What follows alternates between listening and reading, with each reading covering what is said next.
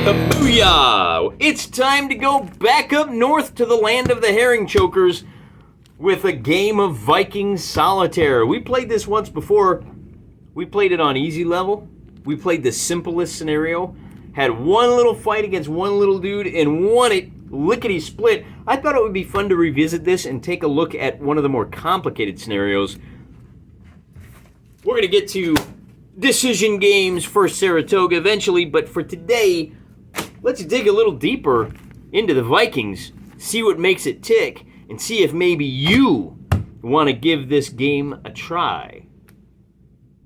As you recall, in our last game, we've got 4 different scenarios that we can play, or sagas. We tried Eric's saga. We had to make 2 settlements, at least one in Groenland or Vinland, which we succeeded in both. Unfortunately, the Vinland colony settled. It was overrun by the natives because we let women make decisions. Never a good idea. Today we're gonna up our game. We're gonna try the Floamana saga. We've only got 8 voyages. In order to accomplish pillaging 3 towns or fortresses, we'll take the towns, not the fortresses, obviously, and to uncover 2 of the quests. I don't know where those are yet. First thing we need to talk about is what all are we taking? Now, we've got 10 gold, and as you see here, Huskarls cost 2, a regular ship costs 3. So for 10 gold, we're going to be able to afford 2 Huskarls on 2 ships, and then each of those ships has room for 1 more guy, which is good because it means we're going to have 1 left over for our leader of the expedition, and we're just going to draw 1 at random, and it's going to be good old Rurik. He's got a 4+ in combat. Well, actually, the plus means he's elite. In combat, he kills on a 4-, and it doesn't really matter. I'm going to put these guys... I'm going to put them in Svealand right now, reserving the right to move them once I know where my quests are. Rurik builds a settlement at a cost of just 1 gold. Hey, that's nice. But we still have to figure out where these go. Notice I don't have my dice, so I'm using an online dice roller. We're always going to use the one on the left when we're rolling a single die. In this case, we're rolling 2 dice, and we've got to put quests in Neva Ladoga. That's here. And let's see, we rolled an 8, so that's going to be Neva Ladoga, Holmguard, Smolensk, Kiev, and Kherson. Smolenskia, Holmguard, Kherson. Where's Kherson? Kiev and... Oh my gosh, they are all lined right up along the... what is that? Which river is that? Is that the Danube? No, the Dnieper. The Dnieper! And then we have 1 more, so I'm going to roll the dice 1 more time. This is going to be a little bit on the tricky side. 6 means it's going to go in either Frisia, Vinland, Kurland, Frankreich. 1, 2, 3, 4, and we're going to re-roll on a 5 or 6. This will be our re-roll. Because I knew it was coming at 5. 1, 2, 3, 4. That means it's going to go in Frankreich, which is right down here. All right, so... pretty obvious what our goal is going to be here. Let me zoom on in. And I think it's pretty obvious that we did choose the right starting point. We basically need to run down the river here and at least grab these 2. Oh, but see, that's a fortress. All right, we're playing this game on elite level. Not a problem. To start the game, we got 0 gold. Anything else, our Edda's at 0. I think we're ready to go. We got our locals are all mixed up. So we're going to start by traveling. And to travel... you roll a d6, you're going to move 1, 2, or 3 spaces. We get to move all 3. So our boys are going to sail right on over here. We did not get wrecked in a storm. And the next order of business is going to be to cut the deck and draw a voyage card. Voyage, we have Atli. Pick 1 Viking settlement and eliminate it. Then go to combat for the adventuring force before the battle. Add 2 to the number of hostile units picked. Oh, okay. So we roll our d6ers. And we get 2. So we're going to have to fight 4 guys. We got a lot of guys. We're going to take these 2 and I guess these 2. And we're going to have to peel back to set up a combat.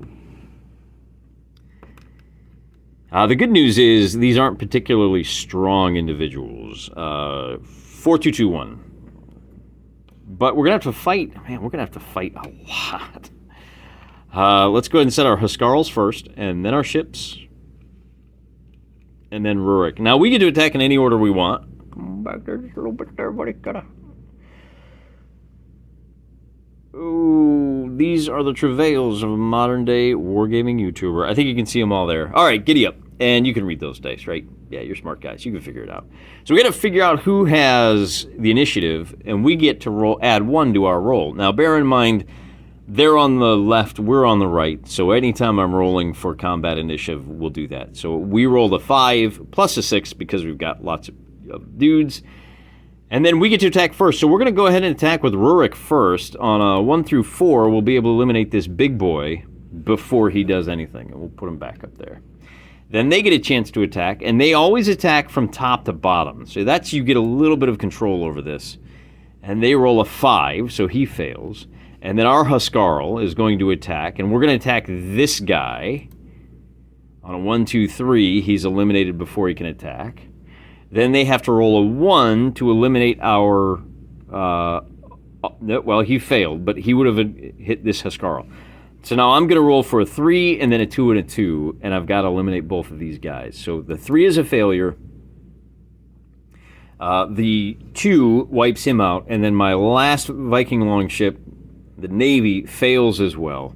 So we come back to the next round of combat, and we're going to roll them bones, and they get a 4, we get a 5, we get to attack first, and of course Rurik is attacking first, and he eliminates that guy. So the good news is because we won, now note we don't have any settlements, so it's not eliminated, and but we do still have the combat force. We get to gain 1 ETA, and there are things called ETA checks that may come into play later.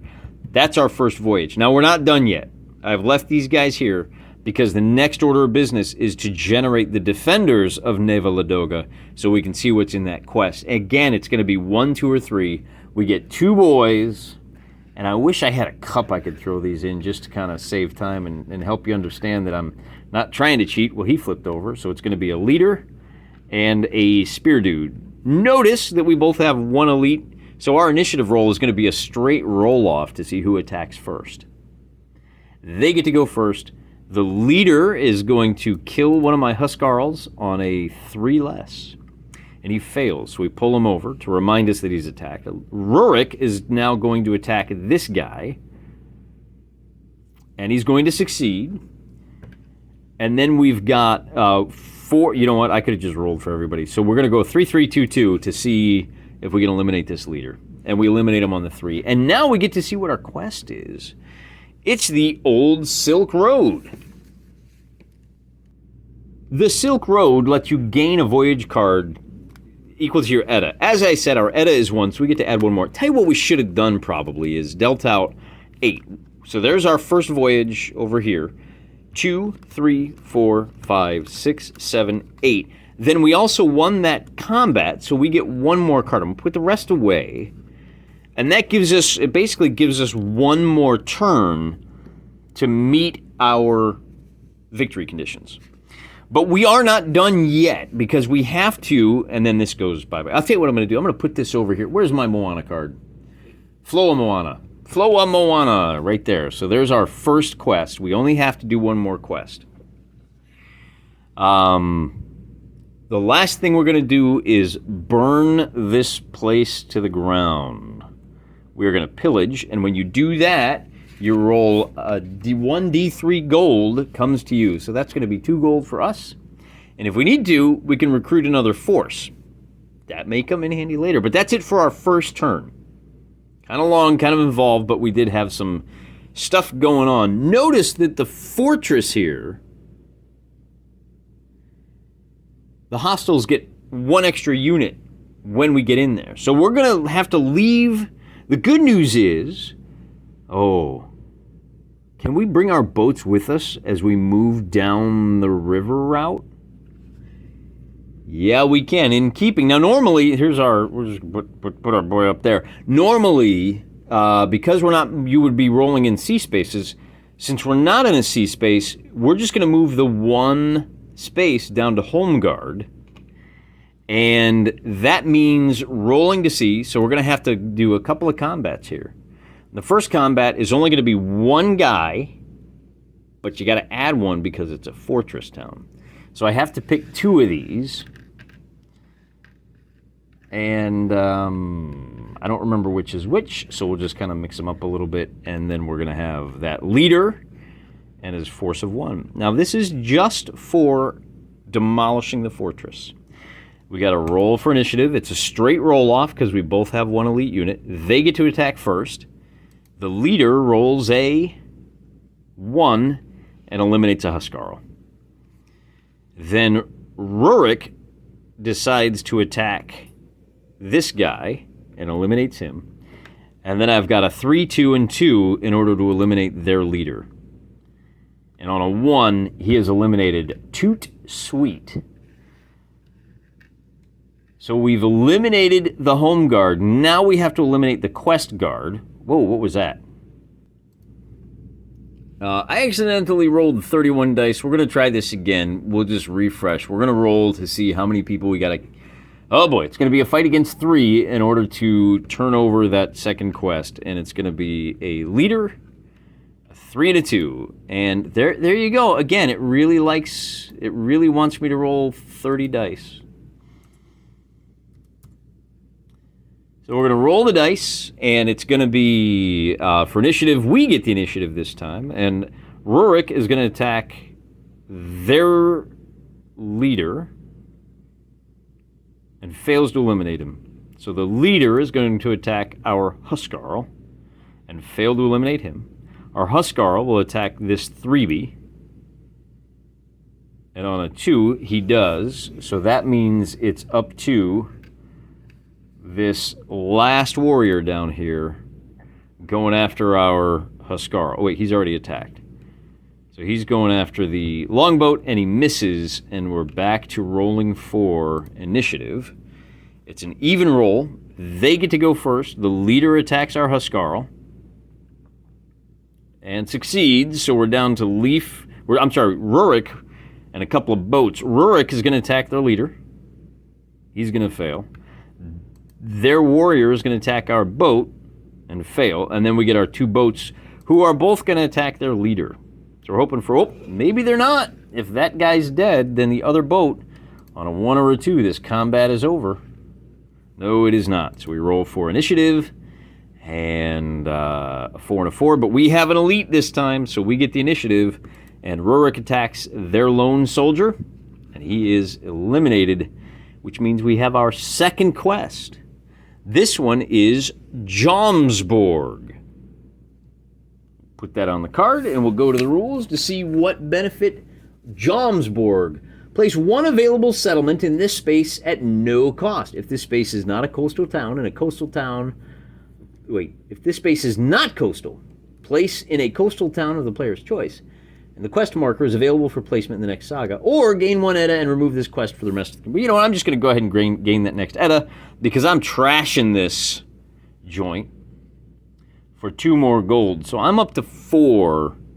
And I just need to trash 1 more place. So I think because I've only got 3 units left, I'm going to play it a little conservative. And I'm going to go home. I think I can move 1. Well, I think I can... let me check the rules here. What I would really like to do is take my boats, go to Svealand. Oh, you know what I forgot? I do need... Oh, I attacked the fortress. I should have done this. Oh, I screwed up. Instead of immediately going to attack, I should have drawn this. Gain 1 gold or place 1 settlement if any Jarl's in a trade center, which he's not. So that was nothing. It was just... I did an extra combat. I'm playing on difficult, on Hurt Me Plenty. As I said, our little stack here is in Holmguard. Just forget the fact that I made it harder than I needed to. And now I'm going to try to sail back to Svealand, and that means rolling to see how many spaces my boats can move. They're only going to be able to move 1 space this time. They're going downriver, so I don't know why they're slower. But when we get to Neva Ladoga, hostile force, is that right? Do I have a hostile force when I'm in a pillaged land? I guess they came back to clean up, didn't they? No problem. We'll roll the dice, and we'll fight 2 more guys. Grab these 2, and it's going to be a 4 and a 2. And hey, if I lose the game, that's fine. I think this is giving you a much better appreciation for how this game plays and how it's not always such a cakewalk. Rolling for initiative, we do get the +1 on this. So the tie means we go first, and I'm saving Rurik. Although he is going to attack first, and he is going to attack the stronger guy. So Rurik kills him. And then this 2-spear is going to roll. And on a 6, he fails. So I get 2 chances to roll a 2 or a 1. All right. My slippery fingers. We're going to roll the 2 dice as usual. We get a 3. So we go back to initiative. We get a bonus of 1. He gets the initiative, and he rolls to attack with a 2. He fails. And then I get a 2, a 2, and a 4 or less ends the battle. Nope. So we roll for initiative. We win. 4 or less. He's finally gone. All right. So because of that, thank you. We get 1 voyage card or 2 gold. I'm going to take the gold. So I'm up to 6 now. Oh, am I going to take... Yeah, that's what I'm going to do. And then we're going to try to sail... Again, I'm just going to put him here. We're going to try to sail back to Svealand. We'll roll the dice. We'll move our might. We only move 1 space. That's great. We got to roll. If we get a 6, we're in trouble.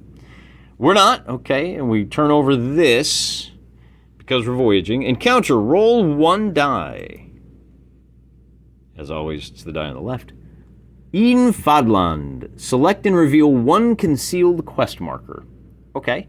So we ran into somebody, and we're going to find out what this quest is. It's runes, which, if we were to run all the way down there, we would get to reveal another quest marker. Place it above. If all the quest markers have been revealed, game 1. That's more for a campaign game. Doesn't do us a whole lot of good today. Although, it does give us a chance to sail back home. And let's see. So we move. Now, here's where we got to look at the... I thought so. We do not pick a card when we are in a homeland space, which you can see we are. However, the turn sequence says you do the recruiting and then the moving. And then you go through combat quest, blah, blah, blah, blah, blah. So, but because we start there, we also don't have to draw a card. And we can spend our 6 gold. Now, turns out I missed something. There are stacking limits. You're only allowed to have 4 units plus your ETA level. So I could have 6 right now. And that means that, and that's exactly what I'm going to do, because I have 6 gold. I'm going to go ahead and buy 3 more Huskarls. And I'm going to have a boat with 2 Huskarls, and I'm going to have a boat with Rurik and a Huskarl. I'm just going to leave them down here for now. Our combats are going to get big, because in order to win, I only need to do one thing. Hey, you're pillaged. You stay there. I just need to get down to Venland or Kurland, and I think I'll go down to Kurland this time. I also did something a little bit wrong because so I can only move 1 space. When you end your turn here, this is when you check for storms. You turn over and discard a card. Wait. If ending in a speed space, draw a voyage card, place it in the discard pile. That's what I'm doing. And then you check for storms. That's that D6 roll that we had.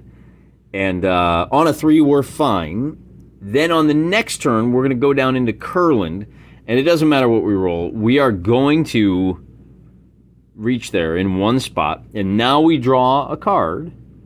And we find a hostile force. Go to the combat procedure.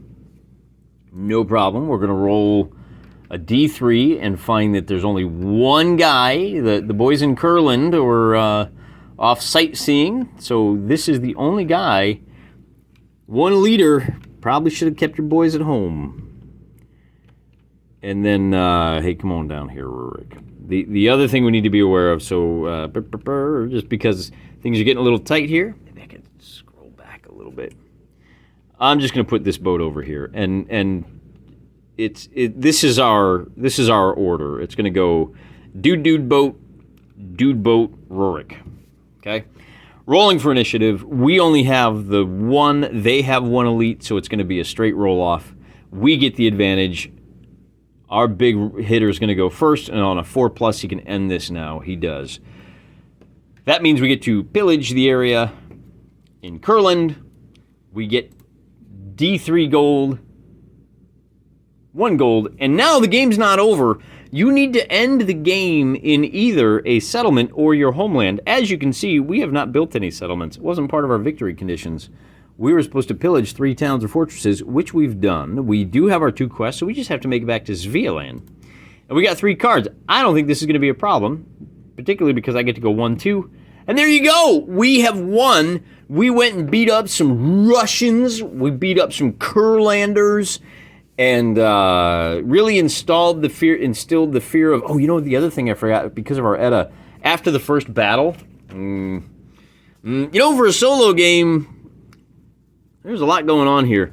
I was supposed to roll this. I, of course, took the Christian path, because I like playing the good guys. And on a 1, we should have gained 1 more Edda. But that might have made a difference, man. If I had lost 2 gold or 1 Edda, then it would have changed things down here. You know, this is fine. I'm starting to see the difficulty people have with decision games. There's a lot of rules that are not clearly spelled out in obvious places. And, you know, smooth brains like me really need to have things like the combat procedure located, or the setup, for example. I couldn't find...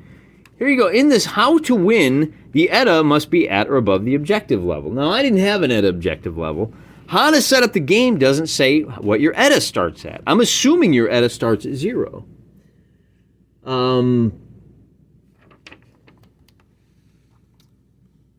Rule to place all unpurchased sagas ready to be played. Well, it's not really not, because then you go over to the Edda, where it talks about the Edda. Right?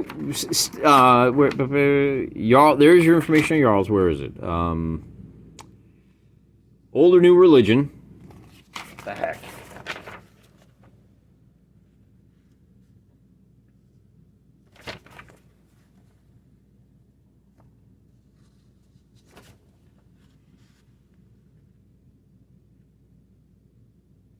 Yeah, oh, here you go. So here you go. Edda is earned through voyage card outcomes and accomplishing quests.